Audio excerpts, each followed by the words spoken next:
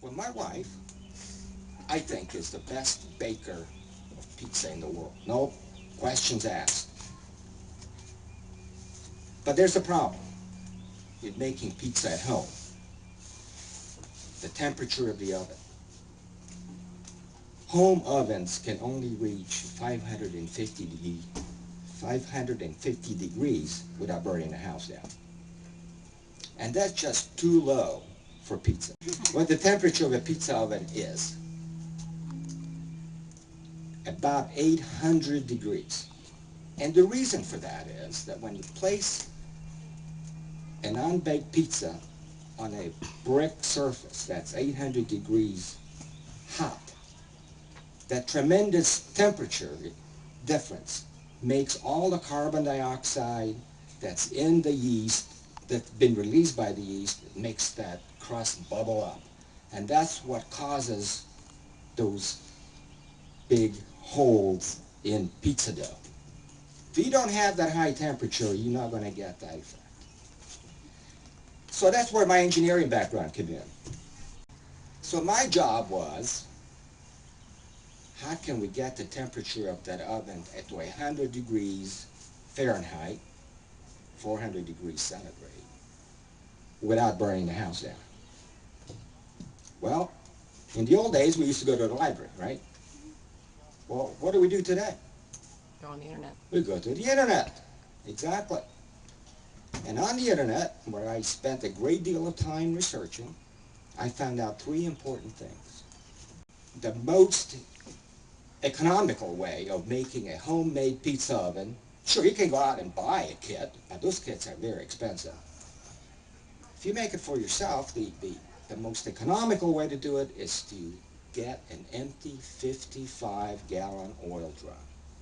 And these are available for free from oil distribution companies, like heating oil, for example.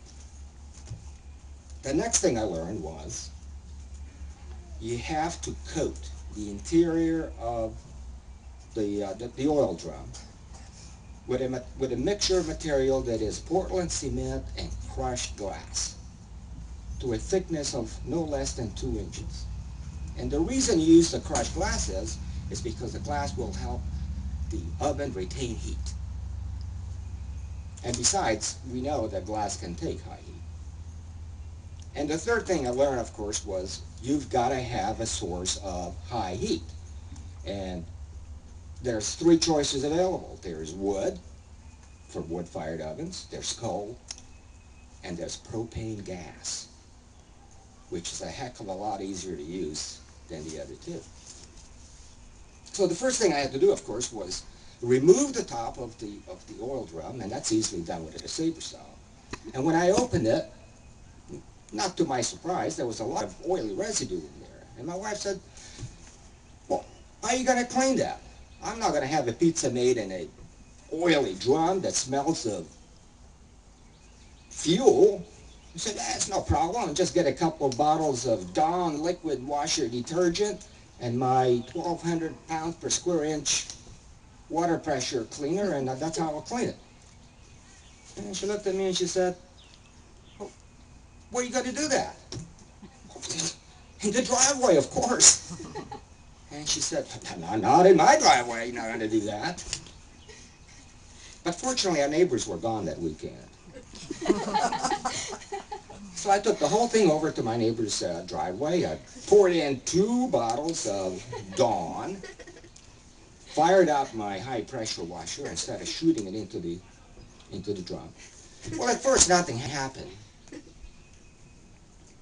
But eventually, this white, foamy substance became rising out of that drum.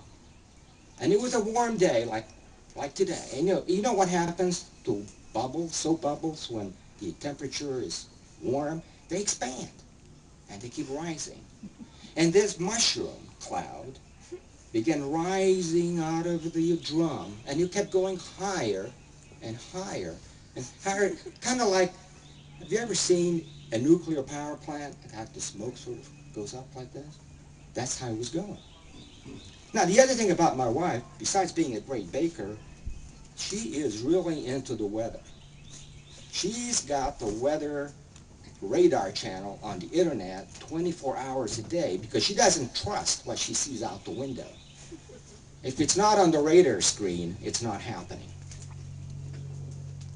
And she came rushing out and said, "Vic, there's a huge cloud over our house, and it's gonna rain." But then she saw what it was. Well, it took a lot of water, of course, and eventually the mushroom cloud disappeared, and everything was cool, and I was able to finish my project. But for the heat source, I researched the internet again. Now, how many people here have barbecue sets? Like Charbroil or Weber? They put out about 30,000 BTUs of energy.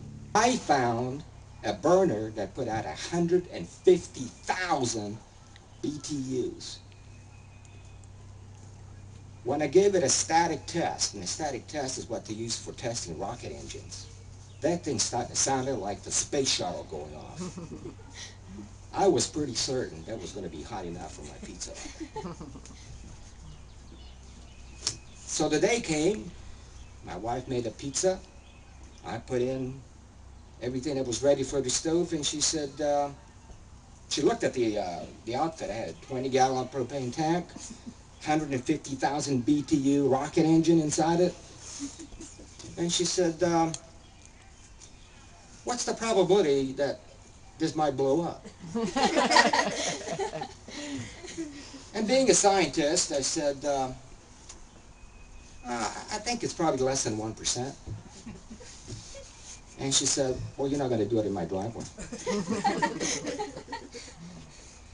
Well, it so happened that the other neighbors were gone this weekend. So I wheeled the whole thing over. You see, I had to plan all this. I had built the oven on casters so that I could move it around because that oven weighs 350 pounds. And I really did build it. And it really does weigh 350 pounds.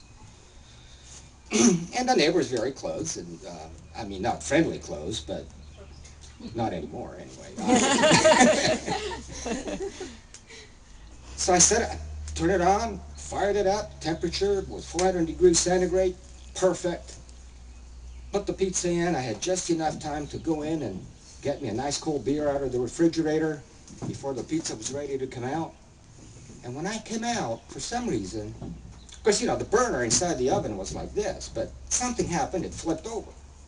So instead of the heat going up, it was going into the bottom of the oven. And when I came out, there was all this dust, and this rocket engine had burned a hole in the bottom of the oven. And the whole thing was beginning to lift off the ground very, very slowly, like a rocket engine. Not only did it lift the entire oven, it was beginning to take its propane gas tank with it. Up into the air it went.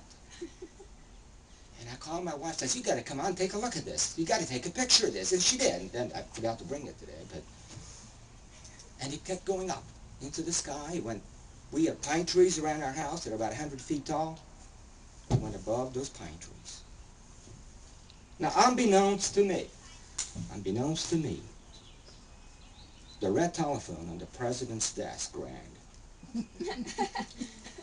It was NORAD.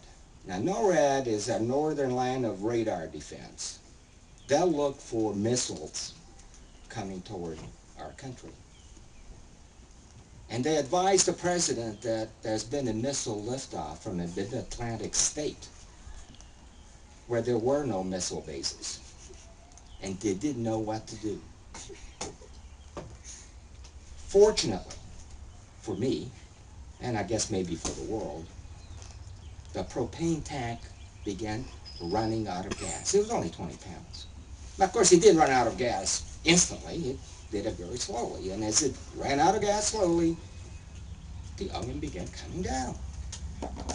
Not in my neighbor's yard, but in our driveway. And it landed kind of like the lunar landing module used to do. Little dust coming out. The oven landed, pulled out the pizza. Best pizza we ever had.